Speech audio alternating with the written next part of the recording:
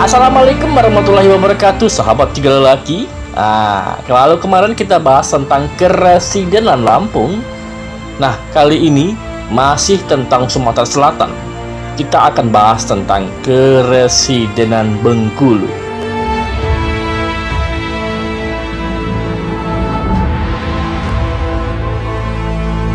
Berita proklamasi kemerdekaan Indonesia diterima dengan resmi di Bengkulu dengan perantara telegram pada tanggal 20 Agustus 1945.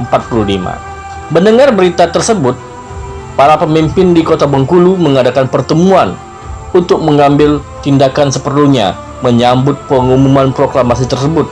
Pertemuan tersebut masih bersifat rahasia karena khawatir dengan reaksi Jepang yang mungkin timbul. Sebagai hasil pertemuan tersebut, terbentuklah suatu badan yang duduk di dalamnya antara lain M. Ali Hanafiah, Japri, Hamdan Mahyudin, Burhanuddin.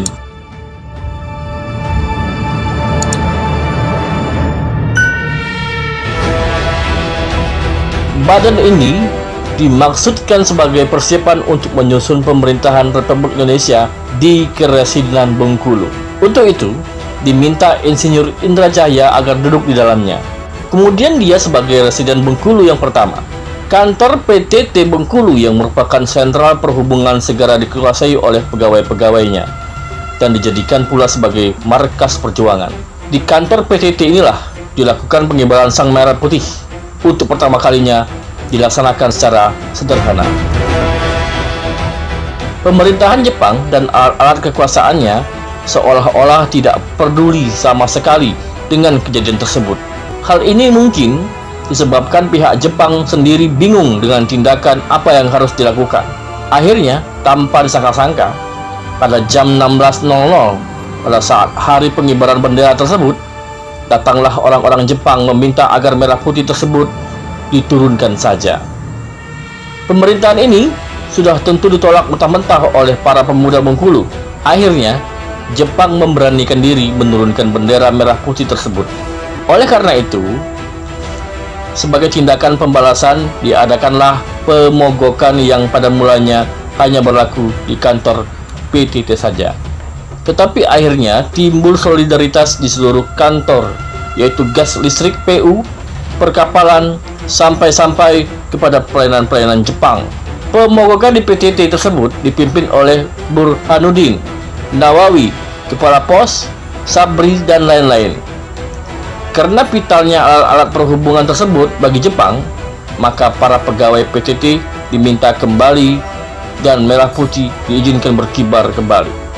Pengangkatan Insinyur Indra Caya selaku Residen Bengkulu berdasarkan SK dari Gubernur Sumatera nomor 1 garing 10 Romawi tanggal 3 Oktober 1945. Dengan demikian, segala aktivitas dilaksanakan secara terbuka tanpa disembunyikan. Sebuah delegasi untuk menemui pimpinan militer Jepang segera dibentuk. Antara lain terdiri dari Insinyur Indra Caya, M. Ali Hanafiah, Japri, Ating Natakusuma, Surjono, Sabri, Ibu Ali Hanafiah, Hamdan Mahyudin, Burhanuddin. Pertemuan tersebut adalah merundingkan agar pihak Jepang menyerahkan kekuasaan pemerintahan pada pemerintah Republik Indonesia.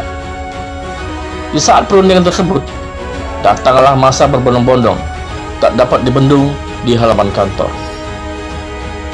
Perundingan menghasilkan apa yang diinginkan oleh rakyat Bengkulu, yaitu penyerahan secara resmi kekuasaan pemerintahan Jepang dengan syarat mereka diberi jaminan keamanan serta kebutuhan mereka selama masih berada di daerah tersebut.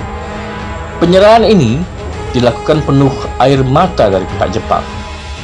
Syarat-syarat ini diterima dengan baik, dan sejak itu pula alat-alat kekuasaan pemerintahan Republik Indonesia dapat berjalan aktif. Tidak lama kemudian, tentara Jepang dan sebagai alat-alat kekuasaannya diangkut ke Palembang untuk dikirim ke negeri asalnya. Sejak itu pula, pemerintah Republik Indonesia dapat berjalan dengan baik tanpa rintangan. Pembagian administrasi Keresidenan Bengkulu terdiri dari Kabupaten Bengkulu Utara, Kabupaten Bengkulu Selatan, dan Kabupaten Rejang Lebong. Sahabat tiga lelaki, Meskipun pimpinan perjuangan mengambil sikap yang bijaksana, yaitu dicari dulu perundingan damai dengan pihak Jepang, tetapi jika memang terpaksa berulah dengan jalan kekerasan. Sahabat Tiga Laki, demikian cerita sepenggal tentang Keresidenan Bengkulu. Minggu depan, kita akan membahas tentang Curug Bengkulu, ex ibu kota provinsi Sumatera Selatan.